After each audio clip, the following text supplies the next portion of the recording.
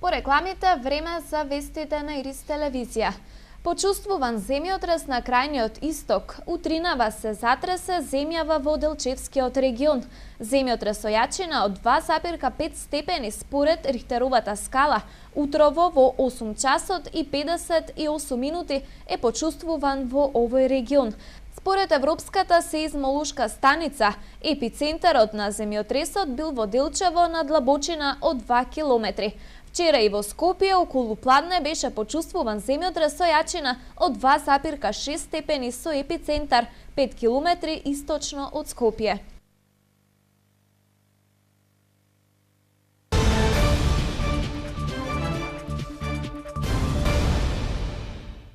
Рано склучените бракови се причина девојчињата ромки уште на 15 години да ја родат својата прва рожба. Потребно е едукација, а здравствениот систем да ги прифати, бидејќи голем е бројот на ромки кои се дискриминирани и немаат свој матичен лекар, тврди невладиниот сектор. Од 15 до 17 години најчестата возраст кога ромките за прв пат стануваат мајки. Според податоците на Сдруженијето Рома, ако бројот на млади жени кои родиле на оваа возраст изнесува 3%, кај ромките овој процент е 18%, односно е зголемен за 3 до 4 пати. Бременоста е појава која што по автоматизам се појавува кај секоја девојка која што склучила брачна или вонбрачна заедница со наполните 16 години, значи секоја девојка веќе на 17 години станува мајка. Најголем проблем со кој се соочуваат жените ромки е изборот на матичен лекар-гинеколог. Од Сдруженијето тврдат дека голем дел од нив немаат свој гинеколог, а со тоа не добиваат и соодветна здравствена нега во текот на бременоста. Во нашето искуство имаме забележано дека жените ромки можеби најтешко и го регистрираат својот матичен гинеколог, и тоа од неколку причини. Првата причина е што се одбивани од регистрација на матичен гинеколог, бидејќи гинеколозите не сакаат да ги третираат жените ромки во својата работа, односно постои индиректна дискриминација спрема жените ромки, а од друга страна незаконската наплата која што е се почеста, нели, во барањето на одредени услуги од матичните гинеколози, ги обесхрабрува жените ромки да барат било какви гинеколошки услуги. Дури 50% од жените ромки не си ја знаат својата крвна група, а во болница најчесто се пораѓаат со туѓа здравствена книшка или пак без никакви документи. 11 општини од Источна Македонија треба да дадат издржани предлози за прогласување на заштитени подрачја. Позитивен пример за реализација на проект и прогласување на природна реткост е општина Зрновци, која успеа 7 платанови стебла да бидат прогласени за природна реткост и да бидат заштитени. Општините од Истокот се повикани да даваат предлози за прогласување на заштитени подрачја. Научните истражувања за биолошката и пределската разновидност, кои беа спроведени на Истокот преку програмата за заштита на природата, ќе помогнат на општините кои подрачја ќе бидат заштитени, зашто ќе добијат и грантови од Швајцарската агенција за развој и соработка. Значи сега имаме добра база со предлози за заштита на одредени природни вредности во регионот, кои што сакаме да ги операционализираме и да ги ставиме во функција во наредната фаза. Секако за тоа треба поддршка како од локалните власти, така и од националните власти, но исто така и од сите други заинтересирани страни, почнувајќи од бизнис секторот, невладиниот сектор, па дури и обичниот граѓанин. Во кампањата за заштита на природата и за заштитените подрачја ќе бидат вклучени 11 општини, но е наменета пред се за граѓаните на овој регион. Последните збиднувања во Македонија, како што се поплавите и земјотресите, покажуваат дека природата враќа и дека токму утре е денес. Тоа е и слоганот на кампањата. Денеска мора да направиме нешто за да зачуваме природата, за да остане за нас и за нашите деца и за нашите поколенија. Позитивен пример за заштитени подрачја и природни реткости е малата општина Зрновци, која токму преку Швајцарската агенција за развој и соработка искористи средства за заштита на 7 платанови стебла во селото Мородвис. Овие 5 вековни стебла се прогласени за природна реткост и се заштитени, а исто така веќе се и туристичка атракција. Меѓутоа исто така направивме и едно партнерно редување, оградувајќи ги со зид од камен и истиот зид го прилагодивме за да можат, значи, овде посетителите и граѓаните на село Мородец да го користат за одмор и рекреација. Значи, можем да кажем дека придобивките од овој проект на вистина ќе дојдат до израз со самото тоа што, значи, целиот овој простор околу самите платанови стебла е разубавен, меѓутоа исто така, значи, со самата заштита ќе се продолжи векот на овие платанови стебла. Колку заштитени подрачја ќе има Источна Македонија ќе зависи од предлозите на општините. Инаку Центарот за развој на Источнопланскиот регион е координатор на програмата за зачувување на природата, која е финансирана од швајцарската агенција. Во 2017 година ќе почне реализацијата на втората фаза од овој голем проект. Глутница волци ги сардиса селата во Осоговието и удавиле над 10 крави и говеда. Сточарите доправа ќе ги утврдуваат штетите. Ловџиите коментираат дека е невообичаено во овој период од годината волците да прават вакви штети, посебно да напаѓаат крупен добиток. Глутница волци ги сардисаа селата во Осоговието. Мета на крволочните животни им биле над 10 крави и говеда. Давени и разфрлани тела на крави била сликата која рано утринава ја виделе сточарите од Кочанското село Пресека. Вчера се овие тука, она делјоваа сад удавили, она му има една удавена и има надоле, још и гледам и тука гледам надоле има испопаѓано, изгледам надоле кабаѓи, а до нас страна близико има там негде 5-6 животни. Волци има многу, тврдат сточарите кои се принудени со голи раци и секири да си ги штитат стадата. За да се истребат крволочните животни, сточарите бараат помош од надлежните, потенцирајќи дека организираните хајки нема да им го решат проблемот. Ако ги погнат вуците од тука, ќе одат гору у другото село, ќе одат у третото село и таму стока има. И таму ќе напаѓа. Оно е диво, гладно е и оно дека најде таму прае. Сточарите допрва ќе ги утврдуваат штетите. Ловџиите коментираат дека е невообичаено во овој период од годината волците да прават вакви штети, посебно да напаѓаат крупен добиток. Според нив, потребно е 3 до 4 волка за да можат да совладат едно теле. Еколошка акција во рамки на проектот Македонија без отпад денес се спроведе во Општинското основно училиште Тошо Арсо во Штип. Еколошката акција е во соработка со Општинското оделение за образование. Еколошката акција се реализираше во дворот на Општинското основно училиште Тошо Арсо. Учесници на еколошката акција професорите и персоналот на училиштето заедно со директорот. Ова акција е по повод минатата недела денот на Македонија без отпад. Минатата недела точно на денот 6 октомври учениците ја спроведоа акција заедно со своите наставници. Беше ичистен дворот, беше ичистен и учествуваа во чистење на просториите нивните училници. А денес во соработка со оделението за образование нивниот раководител Јовче Арсов, неговите соработници, исто така ве гледате и моите соработници, дел од техничкото персонал, дел од наставници, сме вклучени во оваа акција, како би дале пример на самите ученици за чист град.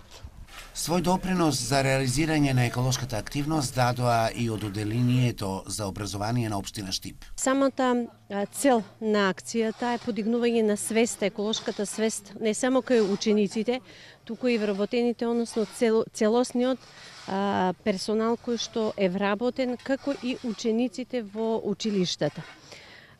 Целта е од едукативен карактер, бидејќи она што ние ќе го изградиме, она што ќе го реализираме, потребно е да го сочуваме. Учениците од најмали нозе треба да научат дека ова е наша заедничка собственост и мораме да ја сочуваме таа собственост, да имаме еден одговорност кон неа, да не го уништуваме доброто кое што веќе е направено. Директорот на Општинското основно училиште Тошо Арсов истакна дека во ова училиште се реновираат и прозорите на спортската сала. Почнеме со реновирањето, промената на прозорите. Прозорите почнаа да се вике дел од нив се сменети, а останатиот дел во наредните денови и останатите прозори ќе бидат сменети. Еколошки активности за подуѓање на свеста кај учениците во Општинското основно училиште Тошо Арсов ќе се реализираат и во наредниот период. Во Штип се реконструира улицата која ги поврзува населбите Сењак и Баби. До крајот на годината ќе се асфалтираат уште 20 улици, а средствата се обезбедени од буџетот на Општина Штип. Почна реконструкцијата на улицата Анте Банина, која ги поврзува двете големи штипски населби Сењак и Баби. Раководителот за инспекцијски надзор во Општина Штип Тоше Георгиев вели дека се реконструираат 1100 метри од оваа улица, која е една од главните сообраќајни артерии. Значи вкупно ќе се асфалтираат 7200 квадратни метри. Вкупната инвестиција е 4 милиона денари, обезбедени од буџетот на Општина Штип, а изведувач на работните активности е Коле Транс инженеринг од Штип. На овој дел од градот се асфалтира и делот коцката на булеварот Партизанска кај старото нервно оделение. Засега овој дел не може да се прошири. Од општината велат дека треба најпрвен да се најде сместување на ромските семејства кои живеат во овој објект, а потоа ќе следи и проширување на улицата. До крајот на годината во Општина Штип ќе се асфалтираат вкупно 20 улици и локални патишта до селата. Значи има веќе 7 улици кои што веќе се завршени тендерските постапки и се добиени најповолните изведувачи. Тоа се улицата Борис Кидрич во центарот на градот, булеварот Гоце Делчев, дел од него ќе се реконструира и многу помали улици кои што беа по барање на урбаните заедници. Во тек се подготвителни градежни работи за асфалтирање на улици во селото Шашаварлија, а во тек и тендерска постапка за изградба на локален пат во должина од 3 километри од селото Шашаварлија до селото Кошево. Средствата се обезбедени од буџетот на Општина Штип. Во организација на Фондацијата Отворено општество Македонија и Фондацијата за развој на локалната заедница Штип се реализираше јавна дискусија на тема Отчетност кон заедницата. Целта е да се влијае врз поголемата транспарентност на локалните самоуправи. На отворената дискусија на тема Отчетност кон заедницата, поголема транспарентност на локалните фондови за граѓанските здруженија. Учествуваа представници од локалните самоуправи, како и представници од граѓанските здруженија. Ги промовираме резултатите од реализираниот проект поголема транспарентност на локалните фондови за граѓански организации. Овој проект се имплементираше во 8 општини во Република Македонија и истиот предвидуваше изработка на методологија за доделување на средства на граѓански организации од буџетот на соодветните општини и во рамките на овој проект беа подготвено вкупно 9 методологии во 8 општини, од кои се усвоени 8 методологии во 7 општини од оние кои што беа офанати со проектот. Проектните активности офаќаат изработка на методологија како да се постигне поголема транспарентност и по транспарентно распределување на средствата кои се дел од фондовите на локалните заедници, како и од фондовите на невладините организации. Изработивме една методологија за доделување на средства кон граѓанските здруженија. Методологијата опфаќа неколку критериуми, од основни критериуми до сепарателни, да речем, критериуми кои што со одредено бодување им даваат услов на секој од граѓанските здруженија кои што аплицирале на огласот, кои што секоја година општина Битола го објавува на својата веб страна и на јавните гласила ширум локалната самоуправа. На денешната дискусија за отчетност кон заедниците и поголема транспарентност на локалните фондови за граѓанските здруженија, представниците едногласни во заклучокот дека треба да се работи на поголемата транспарентност на локалните самоуправи, но и поголема транспарентност на работењето на граѓанските здруженија.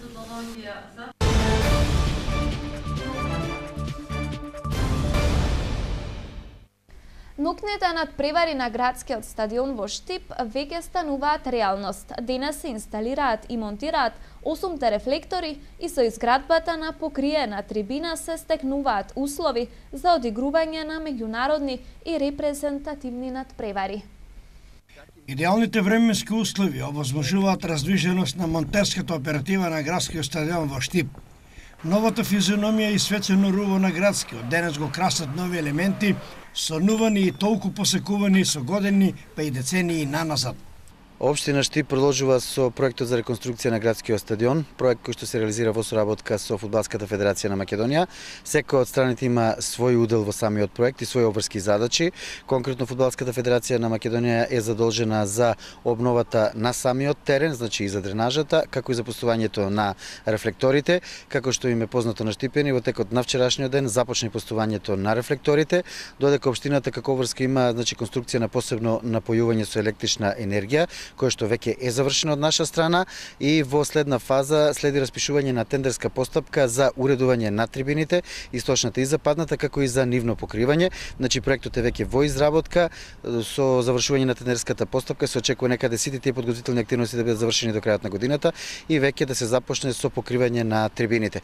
Ова е прва и комплетна реконструкција на градскиот стадион во Штип по повеќе години и децении.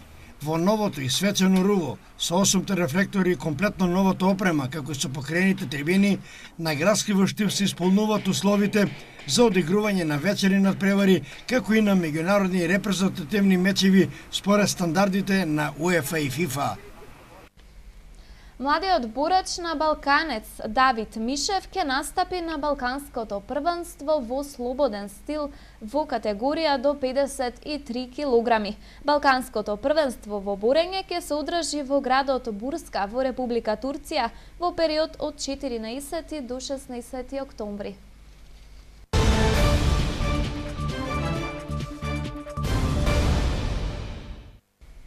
Фудбалскиот стадион во Бело Брдо наскоро ќе добие нови и урбано инсталирани сооблекувални, во кои фудбалерите ќе ги добијат неопходните здравствено-хигиенски и гардероберски спортски услови.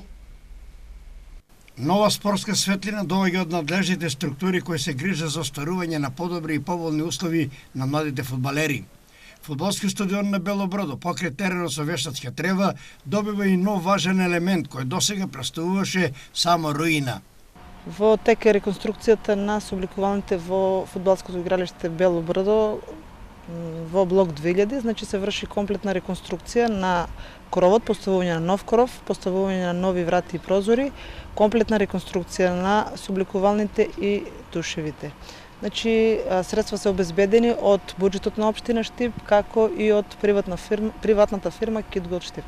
Теренот на Бело Брдо е во функционална кондиција и постојано окупиран од фудбалските екипи во дневните термини за што постојат и идеални услови.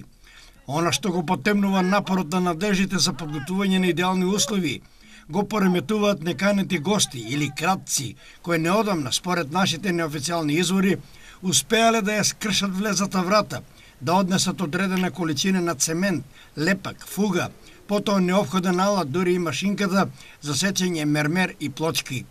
Ова го наметнува заклучокот на раководството на спортските екипи околу обезбедувањето на овој објект со чуварска служба за неопходна сигурност како за спортската опрема, така и неопходните спортски реквизити толку потребни за тренинг. Тоа беше се што ви подготвивме. За повеќе на iris.mk. Пријатно!